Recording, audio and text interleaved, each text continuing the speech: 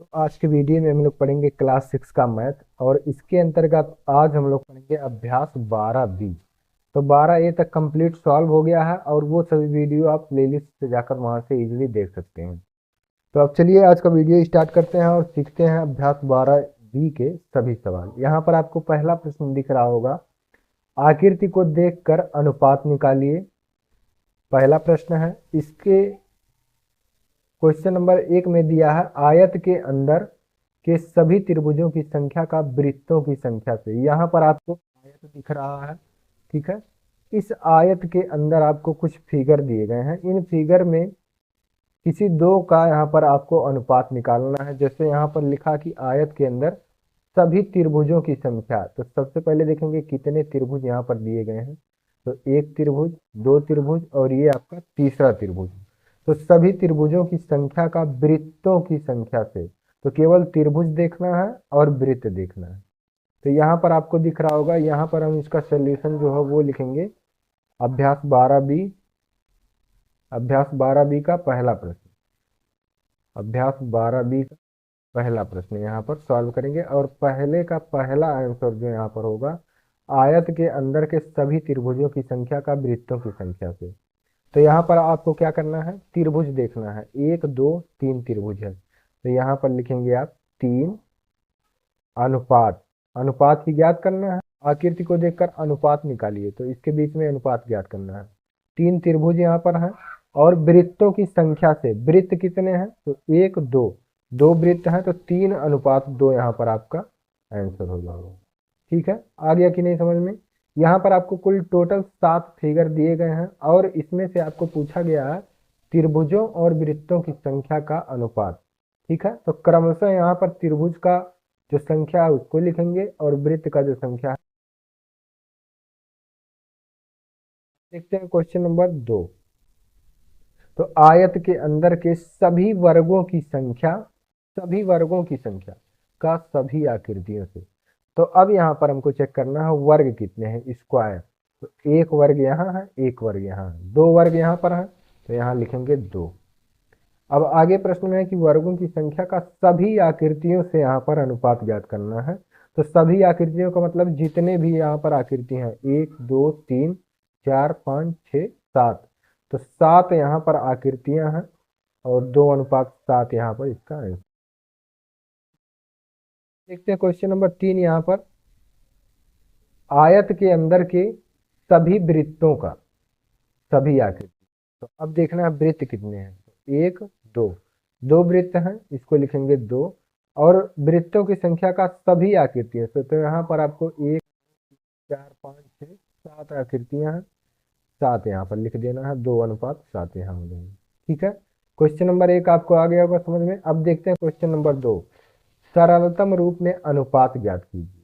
सरलतम रूप का मतलब कि यहाँ पर जैसे 2 का 4 से लिखा है, तो यहाँ पर देखिए अभी हम सॉल्व करेंगे तो आपको ये चीज और भी अच्छे से समझ में आएगा। दूसरे का पहला, 2 का 4 से, 2 का 4 से मतलब 2:4, 2:4। अब इसका सरलतम रूप भी लिखना है। तो सरलतम रूप लिखने के लिए हम इस अनुपात को यहाँ पर लिख सकते हैं 2/4। 2/4 इसको लिख सकते हैं। और इसका सरलतम रूप मतलब छोटा रूप क्या होगा, 2 एकम 2, 2 दूनी 4। यहाँ पर आ गया आपका 1/2। और जब इसको अनुपातिक रूप में लिखेंगे तो 1:2 इस प्रकार से यहाँ पर क्वेश्चन आपको आ रहे होंगे समझ में। अब देखते हैं क्वेश्चन नंबर दूसरे का दूसरा, ये वाला क्वेश्चन 15 का 3 से। दूसरा सवाल आपका दिया है 15 का 3 से, तो 15:3 हो जाएगा।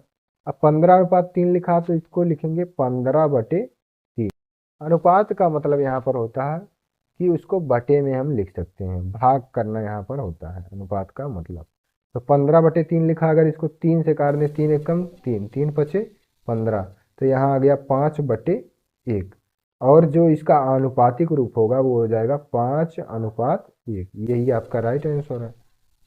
ठीक है, क्वेश्चन आपको आ रहे होंगे सभी समझ में। कोई डाउट है तो आप कमेंट में जरूर पूछ लीजिएगा। तो अब देखते हैं क्वेश्चन नंबर 3। यहाँ पर दिया है 3.5 का 3.5 का 105 से 105 से अनुपात यहाँ पर आपको ज्ञात करना। तो यहाँ पर इसको लिख सकते हैं हम 3.5 बटे 105। अब यहाँ पर अगर दशमलव आप हटाएंगे, दशमलव मान लीजिए यहाँ से हटाना हुआ, तो ये इसको हम लिख सकते हैं 35 बटे, इसको लिख सकते हैं 1050। ये दशमलव जब यहाँ एक पॉइंट करेंगे तो यहाँ पर मान लीजिए दशमलव है तो एक शून्य यहाँ पर और एक्स्ट्रा हो जाएगा। अब इसको अगर हम काट दें 5 से, तो 5 सत्ते 35, और इसको काटेंगे तो 5 दूनी 10, और 5 एकम 5, 5 शून्य शून्य, ठीक है, 210 आ गया। 7 बटे 210, 7 बटे 210 को अगर हम फिर से काट दें तो 7 एकम 7, 7 तिरिक 21, 7 शून्य शून्य, तो ये आपका आ गया 1/30, और 1/30 को लिख सकते हैं 1:30। ठीक है, तो ये आपका राइट आंसर है। अब देखते हैं क्वेश्चन नंबर 4। यहाँ पर आपका दिया है 50 पैसे का 3 रुपए से। तो जब इसका मात्रक यहाँ पर डिफरेंट है, यहाँ पैसा दिया है और यहाँ रुपया दिया है, तो पहला काम ये करेंगे, इस रुपए को यहाँ पर हम पैसे में कन्वर्ट करेंगे, तब इसके बाद हल करेंगे। तो अगर यहाँ पर देखिए 50 पैसा दिया है, 50 पैसे, 50 पैसे दिए गए, 3 रुपए दिया है, तो 3 रुपए को पहले हम पैसे में यहाँ पर कन्वर्ट करेंगे। तो 1 रुपए में 100 पैसा, 3 रुपए में 300 पैसा यहाँ पर होगा, 300 पैसे। अब इसको लिख सकते हैं 50:300। ठीक है, इसको यहाँ पर लिखेंगे 50/300। 1 0 से 1 0 कैंसिल, 5 से काटेंगे 5 एकम 5, 5 6 30, आ गया यहाँ 1/6, और इसका जो आनुपातिक रूप होगा वो हो जाएगा 1:6। तो यही आंसर हो गया। ठीक है, क्वेश्चन आपको आ रहे होंगे सभी समझ में। अब यहाँ पर देखते हैं 2 मीटर का 6 सेंटीमीटर, 2 मीटर का 6 सेंटीमीटर से यहाँ पर ये क्वेश्चन नंबर आपका 5वां है। क्वेश्चन नंबर 5 यहाँ पर 2 मीटर का 6 सेंटीमीटर से। तो पहले जो मीटर दिया है इसको हम कन्वर्ट करेंगे सेंटीमीटर में। तो 2 मीटर बराबर, 2 मीटर बराबर अगर इसको सेंटीमीटर में कन्वर्ट करें तो 1 मीटर बराबर 100 सेंटीमीटर, 1 मीटर बराबर 100 सेंटीमीटर, 2 मीटर बराबर 200 सेंटीमीटर, तो 200 सेंटीमीटर यहाँ पर हो गया। ठीक है, अब यहाँ पर दिया है 6 सेंटीमीटर, तो 200 अनुपात 6, 200 अनुपात 6 का मतलब यहाँ 200 सेंटीमीटर अनुपात 6 सेंटीमीटर, तो 200 यहाँ सेंटीमीटर हो जाएगा का 6 सेंटीमीटर से। तो अब दोनों का जो मात्रक है वो यहाँ पर सेम हो गया है। अब इसको हल करेंगे तो 200/6 इसको लिख सकते हैं। अब इसको अगर हम काट दें 2 से, 2 3 6,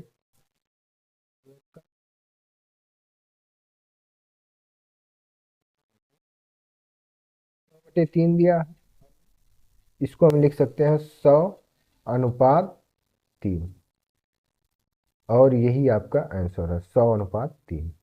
क्योंकि अब इससे ज़्यादा ये सरल यहाँ पर नहीं होगा, सरल होगा लेकिन ये दशमलव में आ जाए। अब देखते हैं क्वेश्चन नंबर 6 यहाँ पर दिया है। क्वेश्चन नंबर 6 दिया है 2 घंटे का 30 मिनट से। यहाँ पर देखिए इसका जो मात्रक है घंटे और मिनट, पहले इस घंटे को हम चेंज करेंगे मिनट में। तो 2 घंटे बराबर कितने मिनट होते हैं? 1 घंटे में 60 मिनट, 2 घंटे में 120 मिनट यहाँ हो जाएगा, 120 मिनट हो गया।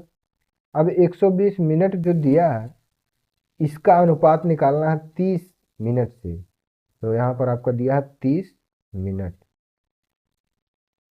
इसको लिख सकते हैं 120:30, और इसको अब यहाँ पर लिखेंगे 120/30। 1 0 से 1 0 कैंसिल, 3 एकम 3, 3 चौक 12, तो ये आ गया 4/1, और इसको लिख सकते हैं 4:1। यही आपका राइट आंसर है। ठीक है, तो क्वेश्चन नंबर 2 भी अब आपको आ गया होगा समझ में। इसमें जो मात्रक आपका यहाँ पर सेम नहीं है, पहला काम यही करेंगे कि मात्रक को यहाँ पर सेम करेंगे, उसके बाद जब इसको सॉल्व करेंगे तो बहुत आसानी से ये सभी क्वेश्चन यहाँ पर सॉल्व हो जाएंगे। अब दिया है क्वेश्चन नंबर 3। क्वेश्चन नंबर 3 यहाँ पर आपका दिया है निम्नांकित अनुपातों को सरलतम रूप में लिखिए। यहाँ पर आपको ऑलरेडी अनुपात दिया हुआ है सबका, और इसका सरलतम रूप आपको ज्ञात करना है। तो क्वेश्चन नंबर 3 अब यहाँ पर हम लोग सॉल्व करेंगे। तीसरे क्वेश्चन का पहला क्वेश्चन यहाँ पर दिया है 2:16। तो जैसे ये क्वेश्चन नंबर 2 था, ठीक उसी प्रकार से क्वेश्चन नंबर 3 भी दिया है। ये 2:16 को अब हम लोग यहाँ पर सॉल्व करेंगे। तो 2:16 को यहाँ पर हम लिख सकते हैं 2/16। अनुपात का मतलब ऐसे बटे में इसको लिख लेना है, 2/16। इसको काटेंगे, 2 एकम 2, 2/16। तो 1/8 आ गया। तो 1/8 का जब यहाँ पर सरलतम रूप होगा वो हो जाएगा 1:8। यहाँ पर देखिए 1/8 इसका सरलतम रूप आया, और इसको जब आनुपातिक रूप में लिखेंगे तो 1:8 इस प्रकार से आ जाएगा। ठीक है, ये एक है आपका 1:8। अब देखते हैं क्वेश्चन नंबर 2। यहाँ पर क्वेश्चन नंबर 2 यह 18:90। 18:90 को जब हम लिखेंगे तो इसको लिखेंगे 18/90। काट देंगे 18 कम 18, 18 बचे 90, 1/5 आ गया। तो 1/5 इसका सरलतम रूप है, और इसको जब आनुपातिक रूप में लिखेंगे तो 1:5 यहाँ पर इसका राइट आंसर हो जाएगा। तीसरा क्वेश्चन देखते हैं अब। क्वेश्चन नंबर 3 दिया है 11:21। 11:121 दिया है। 11:121 को 11/121 लिखेंगे, और 11 से काटेंगे 11 एकम 11, और 11 के रही हम 121। तो 1/11 आ गया यहाँ। 1/11 आ गया, तो इसका जो अनुपातिक रूप होगा वो हो जाएगा 1:11 के अनुपात में ये है। तो ये आपका आंसर। ठीक है, तो ये इसका सरलतम रूप है, और इसका अनुपातिक रूप यहाँ पर 1:11 हो जाएगा। अब इसके बाद क्वेश्चन नंबर 4 दिया है 13:39। 13:39 दिया है, और जब इसको लिखेंगे तो 13/39 लिखेंगे। 13 एकम 13, 13 3 39। कितना आ गया, 1/3 आ गया इसका सरलतम रूप, और इसका अनुपातिक रूप हो जाएगा यहाँ पर 1:3। तो क्वेश्चन आपको आ रहे होंगे समझ में, बहुत ज़्यादा कठिन नहीं है। ये सभी क्वेश्चन यहाँ पर जितने भी दिए गए हैं बहुत ही आसान क्वेश्चन यहाँ पर दिया गया है। ठीक है, क्वेश्चन नंबर 4 भी यहाँ पर आपका सॉल्व हो गया। अब देखिए 5वां क्वेश्चन दिया है 36:72। 36:72 को अगर इसका सरलतम रूप लिखना हो तो इसको सबसे पहले लिखेंगे 36/72, और इसको जब काट देंगे 36 से कम 36, 36 दूनी 72, 1/2 आ गया सरलतम रूप, और इसको जब आनुपातिक रूप में लिखेंगे 1:2 यहाँ पर इसका आंसर हो जाएगा। ठीक, लास्ट क्वेश्चन ये दिया 5 किलोग्राम 650 ग्राम। क्वेश्चन नंबर यहाँ पर 6। 5 किलोग्राम अनुपात 650 ग्राम दिया है। ठीक है, तो अभी इस प्रकार के क्वेश्चन हम लोग क्वेश्चन नंबर यहाँ 2 में लगाए हैं। पहले इसका जो मात्रक यहाँ पर दिया है किलोग्राम और ग्राम, पहले क्या करेंगे, इस किलोग्राम को हम ग्राम में कन्वर्ट करेंगे। तो 1 किलोग्राम बराबर कितना होता है, 1000 ग्राम। 1000 ग्राम, तो यहाँ पर 5 किलोग्राम कितना हो जाएगा, 5000 ग्राम हो जाएगा। तो यहाँ पर अब देखिए क्या हो जाएगा, इसका जो रेशियो हो जाएगा वो हो जाएगा 5000:650।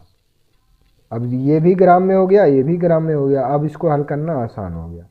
एक जीरो से एक जीरो यहाँ पर कैंसिल, इसको लिखेंगे 500/65, और 5 से इसको काटेंगे तो 5 एकम 5, यहाँ 1 बचा, 5 तिया 15। इसको जब काटेंगे तो 5 एकम 5, 5 शून्य 0, 5 शून्य 0। तो यहाँ पर आ गया 100/13, और इसका अनुपातिक रूप हो जाएगा 100:13 हो जाएगा। 100/13 जब आ गया तो इसका अनुपातिक रूप क्या हो जाएगा, 100:13। तो यही आपका राइट आंसर। ठीक है, क्वेश्चन नंबर 3 भी आपको आ गया होगा समझ में। अगर कोई डाउट है तो आप कमेंट में जरूर पूछ लीजिएगा। ठीक है, अब देखते हैं क्वेश्चन नंबर 4। यहाँ पर क्वेश्चन नंबर 4 आपका दिया कौन सा अनुपात बड़ा है। तो अनुपात बड़ा यहाँ पर हम कैसे चेक करेंगे, यहाँ डायरेक्ट हमको नहीं देखना है कि यहाँ पर जैसे 3:5 लिखा है, 5:8 लिखा है, तो 5:8 यहाँ बड़ा होगा। डायरेक्ट यहाँ नहीं बताना है, इसका मेथड होता है। तो वो मेथड कहा, चलिए यहाँ पर अब सीखते हैं। तो चौथा क्वेश्चन यहाँ पर दिया है, और इसका पहला सवाल हम लोग हल करेंगे 3:5 5 और 5 अनुपात, इन दोनों में बड़ा अनुपात कौन सा था इसको चेक करने के लिए यहाँ पर आपको लिखना है 3/5 और यहाँ 5/8। ठीक है, इसको हम इस फॉर्म में लिखे हैं, इसको इस फॉर्म में लिखे हैं। अब अनुपात बड़ा चेक करने के लिए आपको एक चीज यहाँ पर ध्यान देना होगा कि इसका जो हर है ये डिनोमिनेटर, इन दोनों का डिनोमिनेटर हर जो है ये ऊपर वाला अंश होता है, नीचे वाला हर होता है, तो इनका हर जो है वो यहाँ पर हम समान करेंगे। जब समान हर करेंगे तो यहाँ पर आपको ऑलरेडी पता चल जाएगा अभी कि कौन सा यहाँ पर अनुपात जो है वो बड़ा है। तो अगर इसका हर समान करना हो तो यहाँ पर अगर हम 8 से गुणा कर दें तो यहाँ पर भी हमको 8 से गुणा करना पड़ेगा। यदि हम किसी संख्या का गुणा नीचे करेंगे तो सेम उसी संख्या का गुणा हमको यहाँ ऊपर भी करना है। अगर अंश में हम 5 से गुणा करेंगे तो हर में भी हमको 5 से ही गुणा करना पड़ेगा। अगर हर में यहाँ 8 से गुणा कर रहे हैं तो ऊपर अंश में भी 8 से गुणा करना पड़ेगा, ये यहाँ पर नियम होता है। तो अब यहाँ पर अगर 8 से गुणा कर देंगे तो 3 × 8 = 24 बटे 5 × 8 = 40। अब यहाँ पर 40 आ गया तो इसका भी हर यहाँ पर हम 40 लाना है, तो यहाँ पर हमको 5 से गुणा करना पड़ेगा। ऊपर नीचे 5 से गुणा कर देंगे जब, तो 5 × 5 = 25 बटे 8 × 5 = 40। अब यहाँ पर देखिए 24/40 आ गया और यहाँ आ गया 25/40। तो जब दोनों का हर यहाँ पर समान है तो अंश में जो संख्या बड़ा होगा वही संख्या यहाँ पर बड़ा हो जाएगा। अब से ध्यान से सुनिए, जब दोनों का हर यहाँ पर समान होगा तो जो संख्या अंश में बड़ी होगी वही भिन्न यहाँ पर बड़ा होगा। तो 5/8 जो भिन्न दिया था इसका जो अंश है ये 25 है, इसका 24 है, तो 25 और 24 में कौन सा बड़ा है? 25 बड़ा है, तो इसीलिए ये वाला अनुपात यहाँ पर आपका बड़ा हो जाएगा। तो इसको जब लिखेंगे इस प्रकार से 3:5 छोटा होगा 5:8 से। यहाँ पर ये जो आपको बीच में चिन्ह दिख रहा है ये छोटा बड़ा और बराबर का एक चैप्टर होता है, उसमें आपको यहाँ पर ये वाला चिन्ह पढ़ाया गया होगा कि जिस तरफ संख्या छोटा होगा उधर मुंह ऐसे बंद रहेगा और जिस तरफ संख्या बड़ा होगा उसका मुंह ऐसे खुला होगा। ऐसे ट्रिक से हम इसे नॉर्मली इसको समझ सकते हैं। ठीक है, अब देखते हैं क्वेश्चन नंबर 2। क्वेश्चन का जब मैक्सिमम आप प्रैक्टिस करेंगे, अधिक से अधिक क्वेश्चन आप लगाएंगे उदाहरण से देखकर और प्रश्नावली का अधिक से अधिक सवाल आप प्रैक्टिस करेंगे तो आपको ऑटोमेटिक सभी चीजें।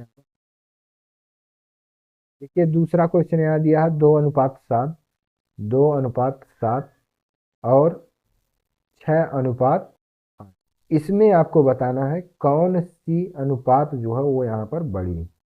तो 2:7 और 6:8 में आपको चेक करना है, तो डायरेक्ट नहीं बताना कि 6:8 यहाँ पर संख्या बड़ा है तो यही अनुपात यहाँ पर बड़ा हो जाएगा, ऐसा प्रोसीजर जो है वो गलत है। मेथड से हम इसको लगाएंगे। ठीक है, 2:7 को लिख सकते हैं 2/7, 6:8 को लिख सकते हैं 6/8। इसका हर जो है वो यहाँ पर समान यहाँ करेंगे। अगर इसमें हम कर दें 8 से गुणा और यहाँ पर भी कर दें 8 से गुणा, 2 × 8 = 16 और 7 × 8 = 56 यहाँ हो गया। ठीक है, यहाँ पर हम 7 से गुणा करेंगे और यहाँ पर भी 7 से गुणा करेंगे, तो 6×7 = 42 और यहाँ पर देखिए जो इसका मान आया और जो इसका मान आया, इन दोनों के जो मान है यहाँ पर हर जो है समान, यहाँ 56 यहाँ है, दोनों जगह 56 जब है तो यहाँ आप देखेंगे इसका अंश, तो 16 और 42 में कौन सा संख्या बड़ा है? तो 42 है।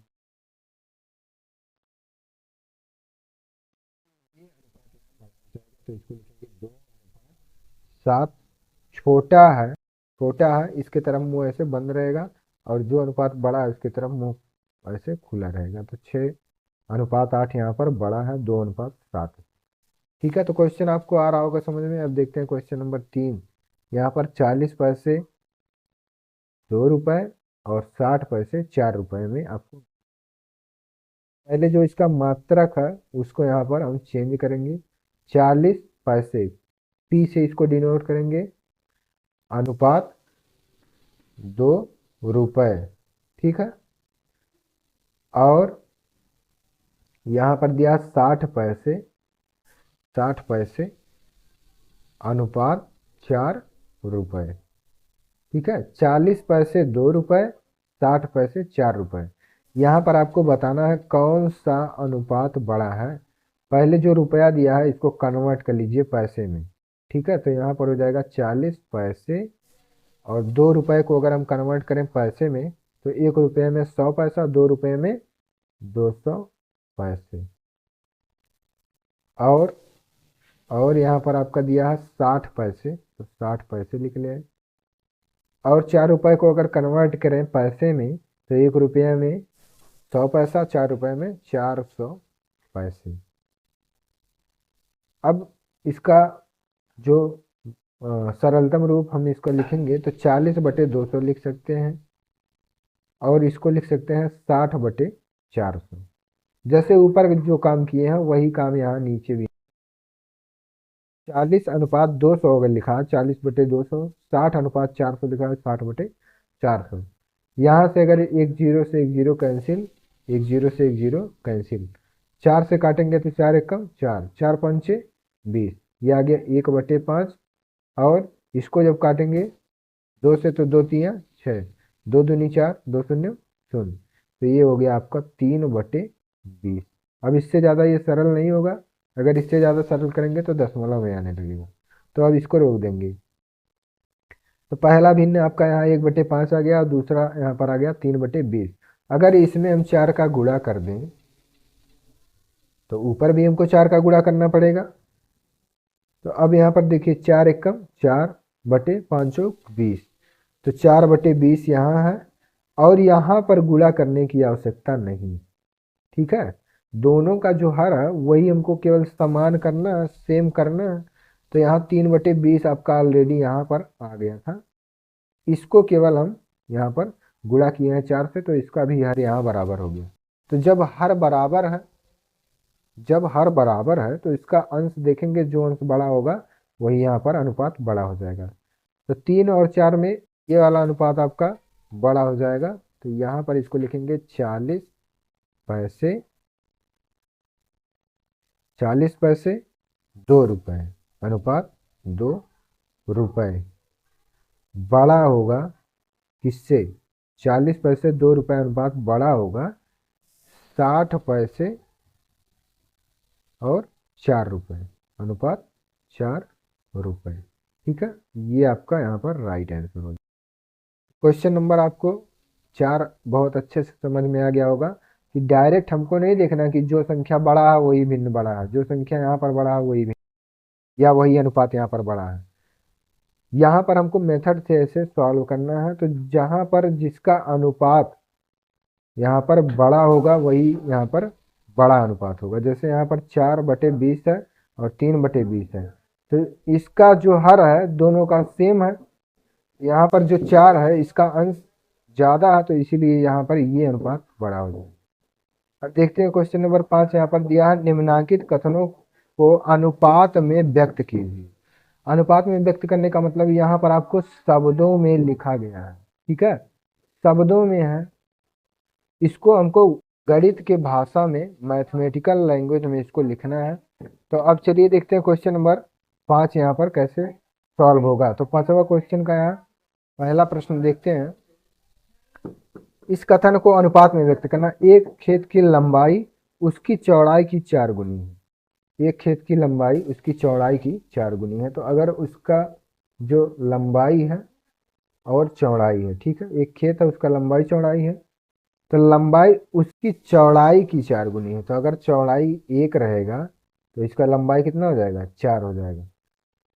अगर लंबाई 4 रहेगा तो उसका चौड़ाई 1 हो जाएगा, क्योंकि क्वेश्चन में दिया कि उसकी चौड़ाई की 4 गुनी। यहाँ पर आपको केवल देखना है चौड़ाई की 4 गुनी। तो अगर चौड़ाई 1 रहेगा तो लंबाई 4, तो इसका जो आंसर हो जाएगा वो हो जाएगा 4:1।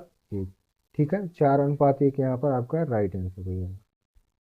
क्वेश्चन नंबर 2 यहाँ पर दिया है, मोहन की आयु अपने पुत्र राजेश की आयु की 3 गुनी है। दूसरा क्वेश्चन देखिए, मोहन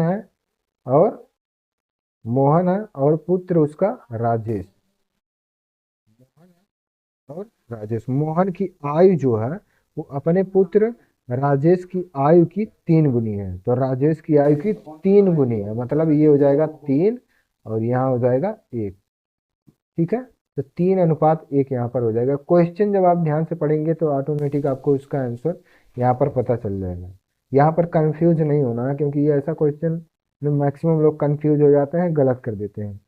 मोहन की आयु अपने पुत्र राजेश की आयु की 3 गुनी है, तो राजेश की आयु की 3 गुनी है, मतलब अगर इसका 1 रहेगा तो इसका 3 रहेगा। अगर यहाँ पर इसका जो आयु है वो 5 वर्ष है, तो मोहन की आयु कितना हो जाएगा, 5×3 = 15 वर्ष यहाँ पर हो जाएगा, 3 गुना इसका हो जाएगा। ठीक है, क्वेश्चन नंबर 3 यहाँ पर देखिए, अब दिया है,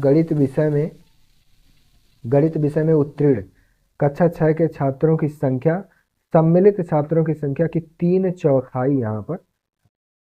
आपसे क्वेश्चन नंबर, गणित विषय में उत्तीर्ण कक्षा 6 के छात्रों की संख्या, सम्मिलित छात्रों की संख्या की 3/4 है, तो 3/4 को हम लिखेंगे 3:4। 3:4 ही यहाँ पर आपका राइट आंसर हो जाएगा, 3:4। ठीक है, ये आपका आंसर। तो क्वेश्चन नंबर 5 आपको आ गया होगा समझ में। यहाँ पर आपको शब्दों में दिया है, भाषा में लिखा हुआ, इसको मैथमेटिक्स के लैंग्वेज में आपको अनुपातिक रूप इस प्रकार से ऐसे लिखना पड़ेगा। अब देखिए क्वेश्चन नंबर 6 यहाँ पर आपका दिया है, एक विद्यालय में कक्षा 6 में 100 बच्चे पढ़ते हैं, इसमें 40 लड़के हैं तथा शेष लड़कियां हैं, ज्ञात कीजिए। क्या ज्ञात करना है, पहले यहाँ पर हम लोग स्टेप बाय स्टेप इस सवाल को हल करेंगे। क्वेश्चन नंबर 6 का पहला सवाल यहाँ पर दिया है कि एक क्लास में, कक्षा 6 में आपके जो 100 स्टूडेंट हैं, जिसमें से आपको 40 लड़के हैं। 100 स्टूडेंट अगर कुल हैं और इसमें 40 लड़के हैं, तो शेष लड़कियां, पहले लड़कियों की संख्या यहाँ पर निकाल लेते हैं। तो क्लास में कुल कितने बच्चे हैं, 100 बच्चे हैं, इसमें 40 लड़के हैं। टोटल यहाँ पर देखिए, टोटल कितने हैं, 100 हैं, 40 लड़के हैं, शेष लड़कियां, तो शेष लड़कियां यहाँ पर, शेष मतलब यहाँ पर नहीं पता है, शेष लड़कियां नहीं पता है, इसको मैथमेटिक्स में हम मानते हैं यक्स। जो चीज़ आपको गणित में नहीं पता होता है कि वो संख्या कितनी है, या यहाँ पर नहीं पता रहता है जो भी संख्या, उसको हम ए से लेकर जेड तक के बीच में हम कोई भी अल्फ़ाबेट यहाँ पर मान सकते हैं, तो यहाँ पर यक्स मान लीजिए। अब यक्स का मान यहाँ पर निकालिए, तो 100, 40 यहाँ प्लस के साथ है, इधर ट्रांसफर करेंगे, ये माइनस के साथ हो जाएगा यक्स। यक्स का वैल्यू यहाँ पर अगर निकालेंगे तो 100 में से 40 गया 60, तो 60 क्या हो गया, 60 यहाँ पर हो गया लड़कियों की, क्या, लड़कियों की संख्या यहाँ पर कितनी हो गई, 60। ठीक है, आधा प्रश्न यहाँ तक सॉल्व हो गया। अब यहाँ पर आपको 2 प्रश्न पूछे गए हैं, इन दोनों प्रश्नों का आंसर यहाँ पर ज्ञात करते हैं। लड़के और लड़कियों की संख्या का अनुपात क्या है, तो लड़के इधर हैं और लड़कियां इधर हैं। लड़के और लड़कियों की संख्या का जो अनुपात है वो यहाँ पर कितना हो जाएगा, तो लड़कों की संख्या यहाँ पर आपको दिया है क्वेश्चन में 40 लड़के हैं, तो 40 लड़के हैं, और लड़कियों की संख्या यहाँ पर यक्स माने थे, तो यक्स का मान यहाँ पर 60 आया है, तो 40:60 यहाँ पर हो जाएगा आपका लड़के और लड़कियों की संख्या का अनुपात। मतलब 40 लड़के हैं तो 60 लड़कियां यहाँ पर होंगी, तभी तो यहाँ पर मिलाकर आपका 100 स्टूडेंट टोटल हो जाएंगे। क्वेश्चन नंबर 2 यहाँ पर दिया है, लड़कों की संख्या और कुल बच्चों की संख्या में अनुपात। क्वेश्चन ध्यान से आपसे पढ़ेंगे, लड़कों की संख्या, तो लड़कों की संख्या यहाँ पर, और कुल बच्चों मतलब जितने भी यहाँ पर स्टूडेंट हैं उनका अनुपात यहाँ पर ज्ञात करना है। तो लड़कों की संख्या यहाँ पर है पता 40 है, और कुल बच्चों की संख्या का अनुपात यहाँ पर, तो कुल बच्चे यहाँ पर 100 हैं, तो यहाँ पर ये दोनों आपका राइट आंसर हो जाएगा। ठीक है, क्वेश्चन नंबर 6 आ गया होगा समझ में। अब इसमें ये क्वेश्चन नंबर 6 का ए पार्ट था, जिसमें आपके 2 क्वेश्चन दिए गए थे। अब इसमें बी पार्ट देखते हैं क्या दिया है। एक विद्यालय में 200 बच्चे पढ़ते हैं, जिसमें से 60 बच्चे बीमार पड़ गए हैं। ठीक है, 60 बच्चे बीमार पड़ गए, तो स्वस्थ और बीमार बच्चों की संख्या में अनुपात यहाँ पर ज्ञात करना है। तो एक विद्यालय में 200 बच्चे पढ़ते हैं, इसको क्वेश्चन नंबर 6 का बी है। तो कुल कुल कितने बच्चे हैं, 200 बच्चे हैं, जिसमें से 60 बच्चे बीमार पड़ गए हैं, तो 60 इसी में से माइनस कर दीजिए। 60 जब माइनस करेंगे तो 140 यहाँ पर आ जाएगा। तो 60 जो है ये बीमार बच्चे हैं, और 140 जो हैं ये स्वस्थ बच्चे हैं, जो बीमार नहीं हैं, स्वस्थ स्वस्थ बच्चे हैं। ठीक है, बीमार बच्चे यहाँ पर 60 हैं और स्वस्थ बच्चे 140 हैं। तो अब यहाँ पर क्या पूछा गया है कि 60 बच्चे बीमार पड़ गए, तो स्वस्थ और बीमार बच्चों की संख्या में अनुपात ज्ञात कीजिए। अनुपात ज्ञात करना, स्वस्थ बच्चे यहाँ पर हैं, स्वस्थ बच्चे और बीमार बच्चों की संख्या के बीच अनुपात ज्ञात करना। आपके 140 हैं, इन दोनों के बीच में अगर अनुपात ज्ञात करना है तो बीमार बच्चे यहाँ पर 60, 140 अनुपात 60, यही आपका यहाँ पर राइट। आपको आ गया होगा समझ में। अब देखते हैं, ये क्वेश्चन नंबर 7 आपका दिया है, अभिनव की आय 5,000 प्रति माह है, वह रुपए 3,000 प्रति माह व्यय कर देता है, तो अनुपात ज्ञात कीजिए। क्वेश्चन अब से यहाँ पर देखते हैं, अभिनव की जो आय है वो 5,000 प्रति माह है, मतलब एक महीने में 5,000 रुपये वह कमाता है।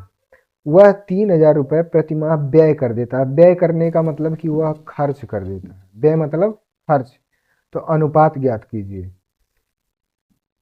क्वेश्चन नंबर 7 यहाँ पर हम सॉल्व करते हैं। अभिनव की आय 5,000 रुपये प्रति माह है, एक महीने में वह 5,000 रुपया कमा रहा है, 3,000 रुपया वह खर्च कर दे रहा है, तो अनुपात ज्ञात कीजिए। तो यहाँ पर मासिक मासिक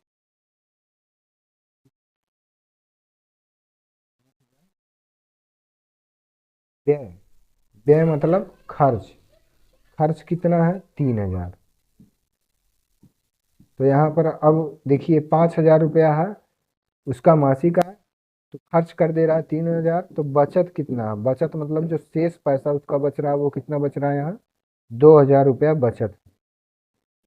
अब जितना पहले क्वेश्चन में यहाँ पर दिया गया है, ये सभी क्वेश्चन यहाँ पर अगर हम फटाफट से सॉल्व कर ले रहे हैं, तो इसके बाद जो भी यहाँ पर 1 2 3 क्वेश्चन दिए जाते हैं वो सभी बहुत ही आसानी से सॉल्व हो जाते हैं, क्योंकि आपके आधा क्वेश्चन यहाँ पर ही सॉल्व हो गए। अब यहाँ पर क्वेश्चन नंबर 1 दिया है 17वें प्रश्न का, अभिनव की आय और व्यय में क्या करना है आपको, अनुपात ज्ञात करना है, आय और व्यय में।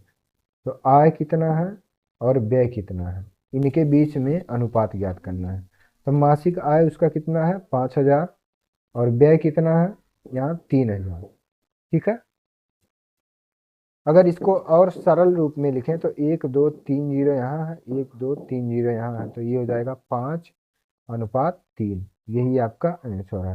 पहला क्वेश्चन आ गया होगा समझ में, आय और व्यय में आपको अनुपात ज्ञात करना था, तो 5,000 अनुपात 3,000, तो 5:3। अब देखिए दूसरा क्वेश्चन यहाँ दिया है आपका, अभिनव के व्यय और आय में, व्यय मतलब खर्च, तो व्यय और आय में, व्यय और आय में अनुपात ज्ञात करने में, व्यय कितना है यहाँ पर 3,000, आय कितना है 5,000।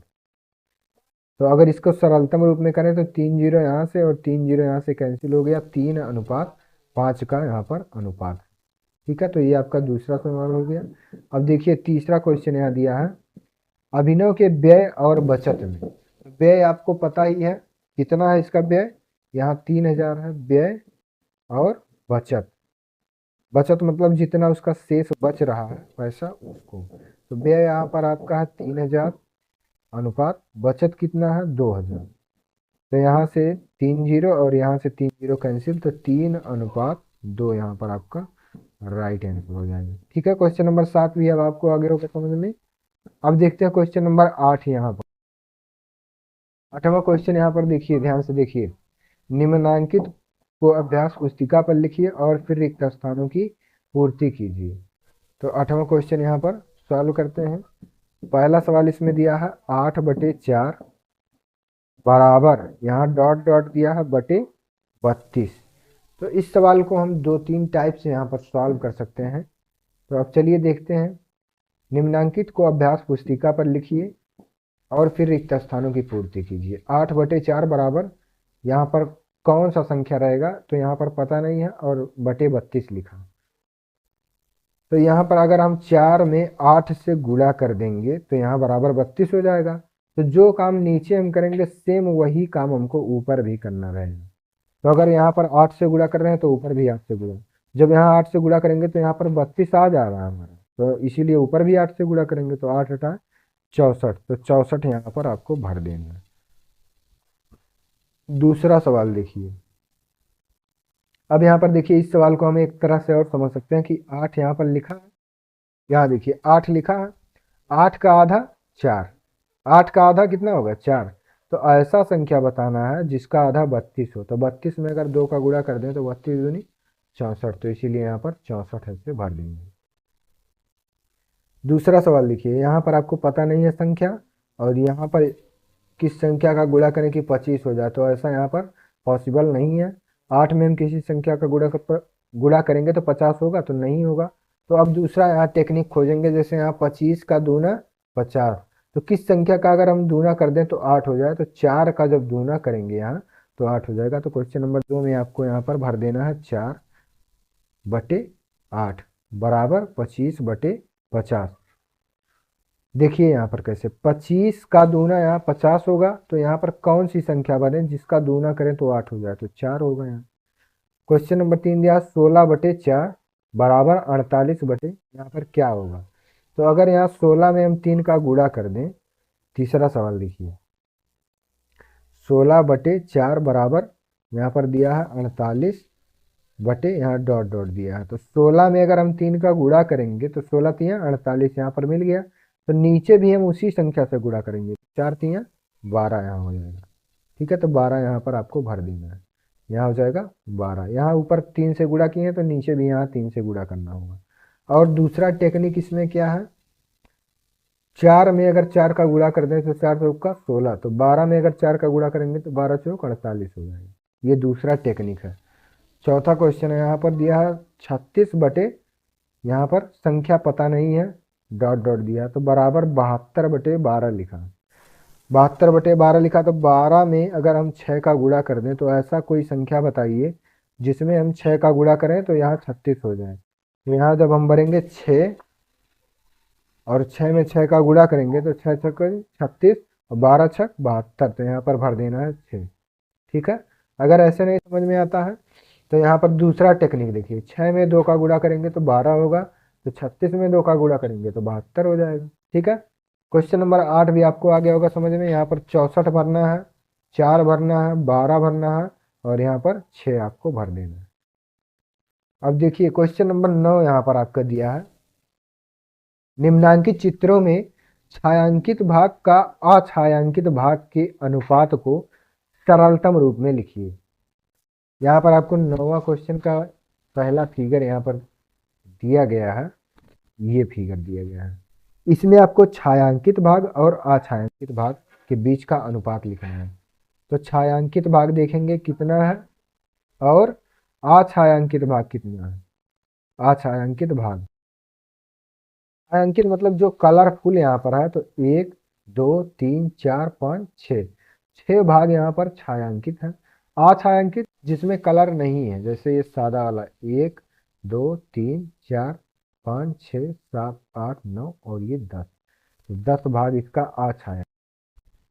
तो 6 भाग छायांकित है और 10 भाग अछायांकित है। क्वेश्चन में दिया है कि छायांकित भाग का अछायांकित भाग से अनुपात ज्ञात करना है। तो छायांकित भाग को पहले लिखेंगे, छायांकित भाग, और यहाँ पर लिखेंगे अछायांकित भाग। तो छायांकित भाग कितना है 6/10, तो इसको लिख सकते हैं हम 6/10, और इसको जब काटेंगे 2 तिया 6 2 पंचे 10, तो 3/5 आएगा, और इसका जो अनुपातिक रूप होगा 3:5 यहाँ पर आपका राइट आंसर हो जाएगा। ठीक है, क्वेश्चन नंबर 2 यहाँ पर देखिए अब, तो पहला आ गया होगा समझ में। दूसरा देखिए, छायांकित भाग का अछायांकित भाग से अनुपात यहाँ पर ज्ञात करना है सरलतम रूप में। छायांकित भाग यहाँ पर देखेंगे कितना है, छायांकित भाग, छायांकित मतलब जिसमें कलर है, तो 2 भाग इसका कलर है, 1 और ये 2 भाग इसमें इसका कलर है। अछायांकित भाग देखेंगे, अछायांकित भाग, अछायांकित भाग मतलब जिसमें कलर नहीं है, तो 1 2 3 4 5 6, 6 भाग इसका अछायांकित है। तो छायांकित भाग का अछायांकित भाग से यहाँ पर अनुपात ज्ञात करना है, छायांकित भाग और ये है अछायांकित भाग। का दिया है वैल्यू 2 और इसका वैल्यू दिया है 6, तो इसको लिख सकते हैं 2/6, काट देंगे 2 1 कम 2 2 3 6, 1/3 आएगा, और 1/3 को जब हम यहाँ पर अनुपातिक रूप में लिखेंगे तो 1:3 यहाँ पर आपका राइट आंसर हो जाएगा।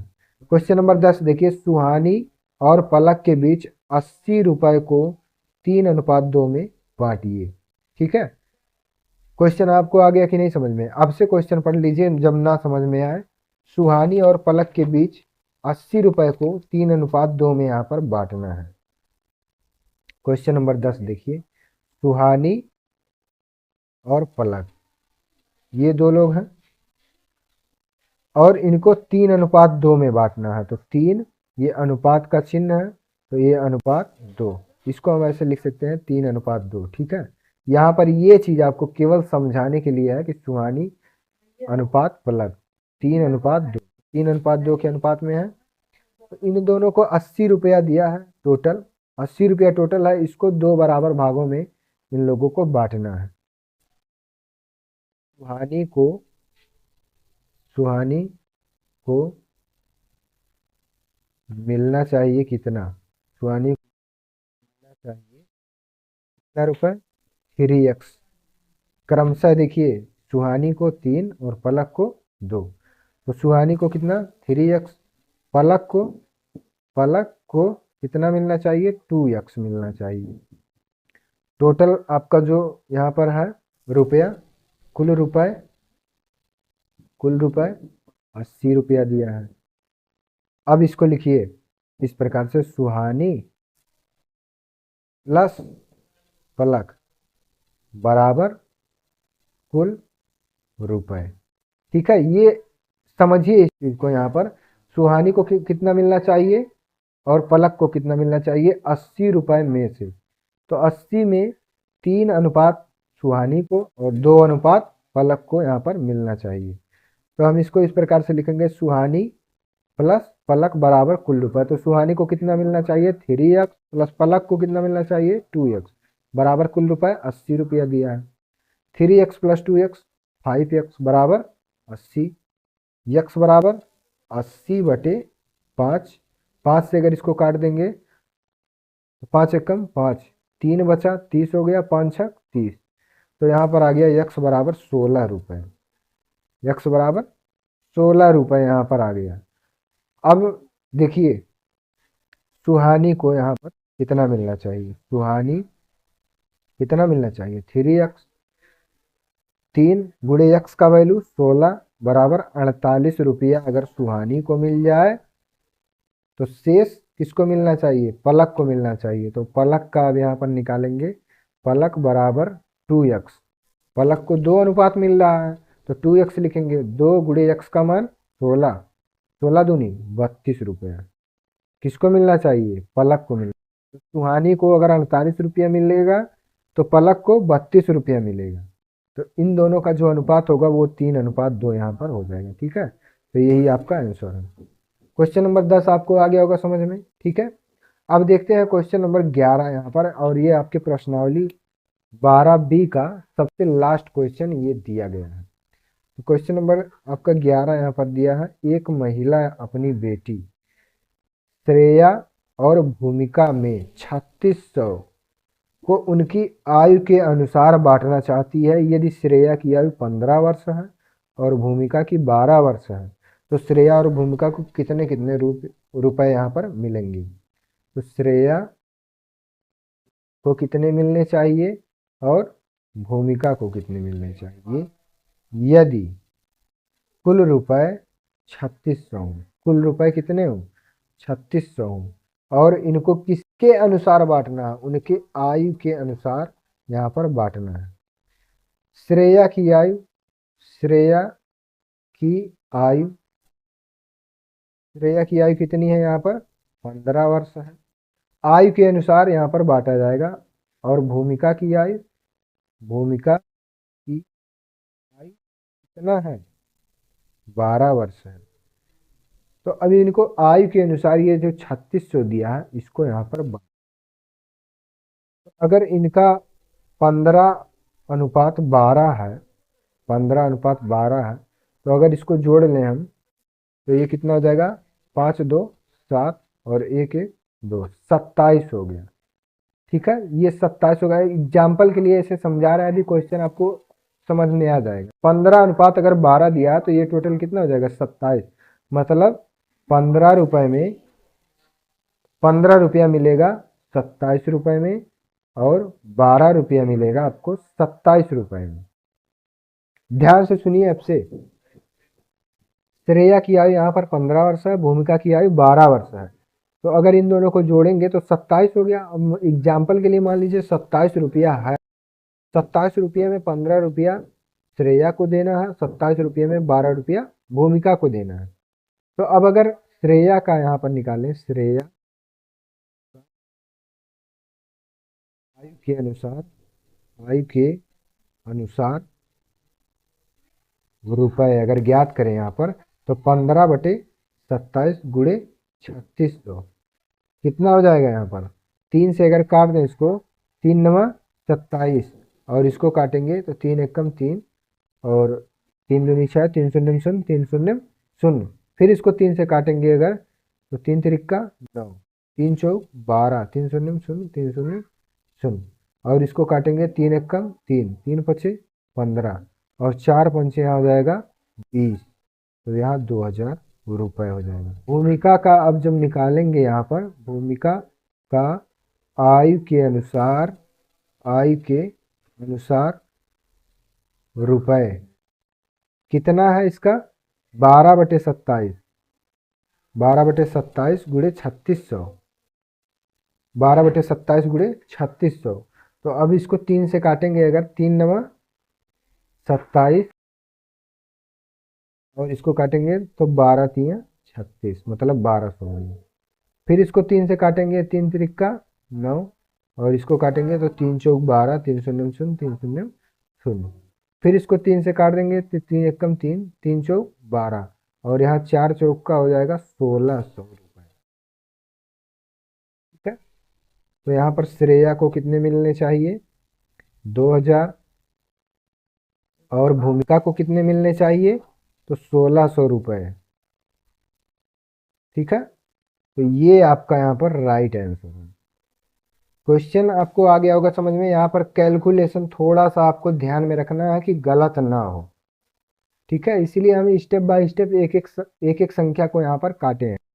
तो ये पूरा क्वेश्चन आपका सॉल्व हो गया और प्रश्नावली आपका 12B में आपके कुल 11 सवाल थे और 11 सवाल हम लोग पूरा कंप्लीट सॉल्व कर चुके हैं। अगर कोई डाउट है, कोई सवाल नहीं समझ में आया है इसमें और इसमें, तो आप कमेंट करके ज़रूर पूछ लीजिए। ठीक है। और अगर हमारे चैनल पर आप नए हैं तो चैनल को भी सब्सक्राइब कर लीजिए, क्योंकि यहाँ पर क्लास 6 का फुल एंड कंप्लीट सोल्यूशन हम आपको करवाएंगे। ठीक है। और वीडियो अगर आपको पसंद आया तो वीडियो पर लाइक भी कर दीजिए।